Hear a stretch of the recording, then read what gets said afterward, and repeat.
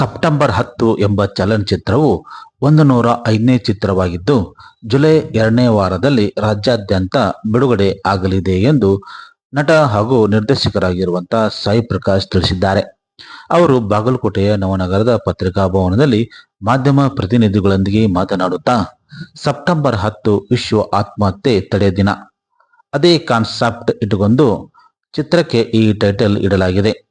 Sridevi pictures banner ಅಡಿಯಲ್ಲಿ ಈ ರಾಜಮ್ಮ ಸಾಯಿ ಪ್ರಕಾಶ್ ಅವರು ನಿರ್ಮಿಸಿರುವ ಈ ಚಿತ್ರದ ಮೂಲಕ ದುರ್ಬಲ ಹಾಗೂ ಸಂಕೋಚಿತ ಮನಸ್ಸಿನವರಿಗೆ ಉತ್ತಮ ಸಂದೇಶ, ಮಾರ್ಗದರ್ಶನ ನೀಡುವ ಪ್ರಯತ್ನ ಈ ಚಿತ್ರದಲ್ಲಿ ಮಾಡಲಾಗಿದೆ ಎಂದು ತಿಳಿಸಿದರು. ಕಥಾವಸ್ತು ನಾಯಕ ಸಮ್ಮೇಳನನೇ ಈ ಸೆಪ್ಟೆಂಬರ್ 10 ವಿಶ್ವ ಆತ್ಮಹತ್ಯಾ ನಿವಾರಣಾ ದಿನ, world suicide prevention day, mother's day, parents day, father day, lovers day, ಈ ರೀತಿ ಎಲ್ಲ ಇರುತ್ತಲ್ವಾ.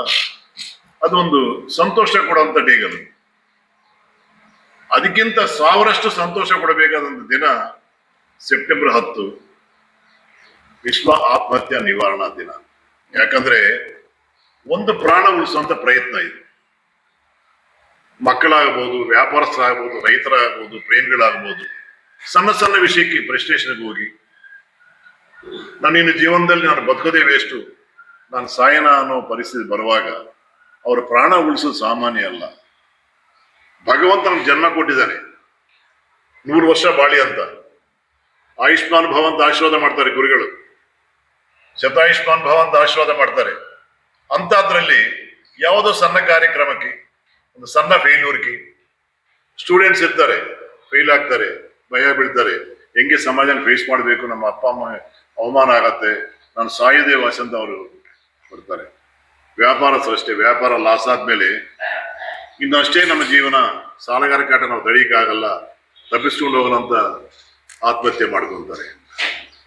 ಆತ್ಮಹತ್ಯೆ ಮಾಡ್ಕೊಂಡು ಅವ್ರು ಹೋಗ್ಬಿಡ್ತಾರೆ. ಇರೋರ ಪರಿಸ್ಥಿತಿ ಏನು, ಅವ್ರ ತಂದೆ ತಾಯಿ ಪರಿಸ್ಥಿತಿ ಏನು, ಹೆಂಡತಿ ಮಕ್ಕಳ ಪರಿಸ್ಥಿತಿ ಏನು. ಅದಕ್ಕೋಸ್ಕರ ಆತ್ಮಹತ್ಯೆ ಪ್ರಯತ್ನ ಮಾಡಬೇಡಿ. ಸಾಯಕ್ ಮಾಡೋ ಧೈರ್ಯ ಬದುಕಕ್ಕೆ ಮಾಡಿ, ಸಾಧನ ಮಾಡಿ ಅನ್ನೋ ಒಂದು ಕಮೋಷನ್, ಒಂದು ಮೋಟಿವೇಶನ್ ಇರುವಂತ ಚಿತ್ರನೇ ಸೆಪ್ಟೆಂಬರ್ 10. ಪ್ಯಾನ್ ಇಂಡಿಯಾ ಕಾನ್ಸೆಪ್ಟ್ ಈಗ ಬಂದು ಇಂಡಸ್ಟ್ರಿ ಕೊಲ್ತಾ ಇದೆ. ಆಕ್ಚುಲಿ ಪ್ಯಾನ್ ಇಂಡಿಯಾ ಬಂದಿದ್ದು ಡಾಕ್ಟರ್ ರಾಜ್ಕುಮಾರ್ ಅವ್ರ ಕಾಲದಲ್ಲಿ, ಭಾಗ್ಯವಂತರು ಆ ತರ ಸಿನಿಮಾಗಳು ಬಂದಾಗ ಅವಲೇ ಪ್ಯಾನ್ ಇಂಡಿಯಾ ಬಂದ್ಬಿಟ್ಟಿತ್ತು. ಇಡೀ ಪ್ರಪಂಚದಲ್ಲಿ ಅದ್ರ ಬಗ್ಗೆ ಒಂದು ಸಂಚಲನ ಮೂಡಿತ್ತು. ಅದ್ರ ಪ್ರಚಾರ ಇರಲಿಲ್ಲ ಅವಾಗ. ಇವಾಗ 16, 56, 60 ಚಾನಲ್ಗಳು ಬಂದಿದೆ, ಸೋಷಿಯಲ್ ಮೀಡಿಯಾ ಇದೆ. ಇವತ್ತು ಏನೇ ಮಾಡೋದು ಪ್ರಚಾರ ಬೇಕು. ಭಗವಂತ ಬಂದ ಮುಂದೆ ನಿಂತ್ಕೊಂಡ್ರು ಭಗವಂತ ಹೇಳೋದಕ್ಕೆ ಪ್ರಚಾರ ಬೇಕು ನಮ್ಗೆ. ಯಾರು ಅಷ್ಟಿದಾಗ ನಂಬಲ್ಲ. ಇವರೇ ಭಗವಂತ ನಂಬೋದೇ ಇಲ್ಲ. ಮೀಡಿಯಾ ಮಿತ್ರ ಹೇಳಿದ್ರೆ ಮಾತ್ರ ಅದು ನಂಬ್ತಾರೆ ಹೊರತು ನಾವಾದ್ರೂ ಯಾರು ನಂಬಲ್ಲ.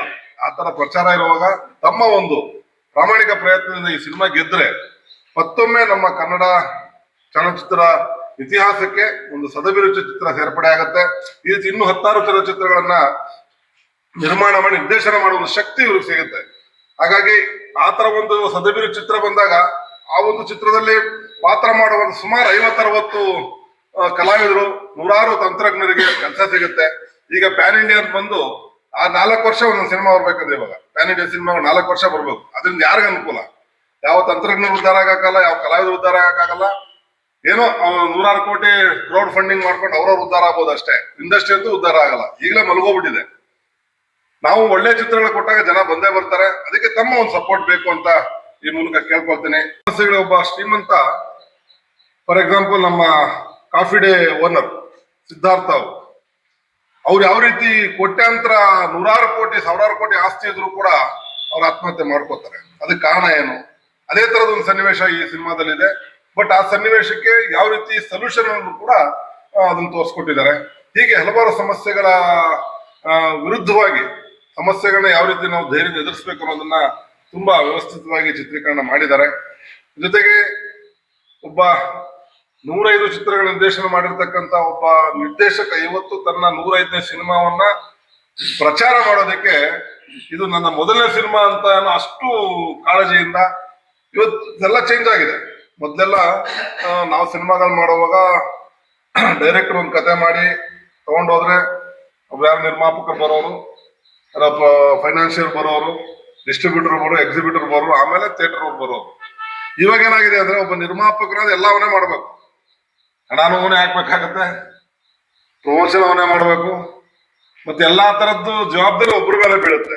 ಆದ್ರೂ ಕೂಡ ಅವರು ಆ ಕಾಲಮಾನಕ್ಕೆ ತಕ್ಕ ಹಾಗೆ ನಿರ್ದೇಶನ ಇದ್ರು ಕೂಡ ಈ ಕಾಲಮಾನಕ್ಕೆ ತಕ್ಕಂಗೆ ಹೊಂದ್ಕೊಂಡು ಈ ಸಿನಿಮಾನ ಪ್ರಚಾರ ಮಾಡಕ್ ಬಂದಿದ್ದಾರೆ. ನಿಮ್ಮ ಒಂದು ಪತ್ರಿಕಾ ಮಿತ್ರರಲ್ಲಿ ನಾನು ಮನವಿ ಮಾಡ್ಕೊಳ್ಳೋದಷ್ಟೇ, ಇಂಥ ಒಬ್ಬ ಹಿರಿಯ ನಿರ್ದೇಶಕನಿಗೆ ಗೌರವ ಕೊಟ್ಟು ತಾವೆಲ್ಲರೂ ಒಂದು ಒಳ್ಳೆ ರೀತಿಯಲ್ಲಿ ಸಿನಿಮಾ ಪ್ರಚಾರ ಮಾಡಿದ್ರೆ ಸಿನಿಮಾ ಒಂದು ಕ್ಲಿಕ್ ಆಗುತ್ತೆ, ಮತ್ತೆ ಸದಭಿರುಚಿಯ ಚಿತ್ರಗಳು ಬರೋದಕ್ಕೆ ಕಾರಣ ಆಗ್ತವೆ. ಈಗ ನೋಡಿರ್ಬೋದು, 100 ಕೋಟಿ 150-200 ಕೋಟಿ ಮಾಡಿ ಸಿನಿಮಾಗಳು ಕೂಡ ಥಿಯೇಟರ್ಗಳಲ್ಲಿ ಬರ್ತವೆ.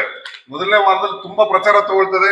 ಆದ್ರೆ ಯಾವ ಒಬ್ಬ ಹೀರೋ ನೋಡ್ಬೇಕಂದ್ರೆ ನಾವು ಜೊತೆ ಟಾರ್ಚ್ ತಗೊಂಡೋಗಿರ್ಬೇಕು, ಯಾರು ಹೀರೋ ನೋಡೋದಕ್ಕೆ ಅಷ್ಟು ಕತ್ಕತ್ಲೆ ಇರ್ತದೆ. ಅದೇ ಪ್ಯಾನ್ ಇಂಡಿಯಾ ಅನ್ಕೊಂಡ್ಬಿಟ್ಟಿದ್ದಾರೆ ಎಲ್ಲ ಜನ. ಬಟ್ ಜನಕ್ಕೆ ಇವಾಗ ಏನು ಟೈಮ್ ಇಲ್ಲ ನೋಡೋದಕ್ಕೆ, ಯಾರು ಸಿನಿಮಾಗೆ ಹೋಗಿ ಥಿಯೇಟರ್ ಬಂದು ಸಿನಿಮಾ ನೋಡೋಕೆ ಟೈಮ್ ಇಲ್ಲ. ಆ ಟೈಮ್ ಬರೋವಾಗ ಮಾಡೋದಕ್ಕೆ ಶಕ್ತಿ ಇರೋದು ನಮ್ಮ ಮಾಧ್ಯಮಿಕರಿಗೆ ಮಾತ್ರ. ಸಿನಿಮಾ ಬಗ್ಗೆ ಒಂದು ಒಳ್ಳೆ ಲೈನ್ ಬರೆದಾಗ ಖಂಡಿತ ಸಿನಿಮಾ ನೋಡೇ ನೋಡ್ತಾರೆ. ಬಾಗಲಕೋಟೆ ಜಿಲ್ಲೆಯಲ್ಲಿ ಇಂದು ಬೆಳ್ಳಂಬೆಳಗ್ಗೆ ಲೋಕಾಯುಕ್ತರ ದಾಳಿ ನಡೆದಿದೆ. ಗದಗದಲ್ಲಿ ಸಿಪಿಐ ಕೆಲಸ ಮಾಡುತ್ತಿರುವಂಥ ಡಿ.ಬಿ. ಪಾಟೀಲ್ ಅವರ ಮನೆಯ ಮೇಲೆ ಬಾಗಲಕೋಟೆ, ನವನಗರ ಹಾಗೂ ಕೆರೂರು ಪಟ್ಟಣದಲ್ಲಿ ದಾಳಿ ಮಾಡಲಾಗಿದೆ. ನವನಗರದ ಸೆಕ್ಟರ್ ನಂಬರ್ 18ರಲ್ಲಿ ಇರುವಂಥ ಮನೆಯ ಮೇಲೆ ಲೋಕಾಯುಕ್ತರು ದಾಳಿ ಮಾಡಿ ಪ್ರಮುಖ ದಾಖಲೆಗಳು ಹಾಗೂ ಇತರ ವಸ್ತುಗಳು ಪರಿಶೀಲನೆ ನಡೆಸಿದ್ದಾರೆ. ಇದೇ ಸಮಯದಲ್ಲಿ ಕೆರೂರು ಪಟ್ಟಣದಲ್ಲಿರುವಂಥ ಮನೆ ಹಾಗೂ ಸಿಪಿಐ ಡಿ.ಬಿ. ಪಾಟೀಲ್ ಅವರ ಆಪ್ತರಾಗಿರುವ ಮನೆಯ ಮೇಲೆ ದಾಳಿ ಮಾಡಿ ಹಲವು ದಾಖಲೆಗಳನ್ನು ವಶಕ್ಕೆ ತೆಗೆದುಕೊಂಡು ಪರಿಶೀಲನೆ ನಡೆಸಿದರು.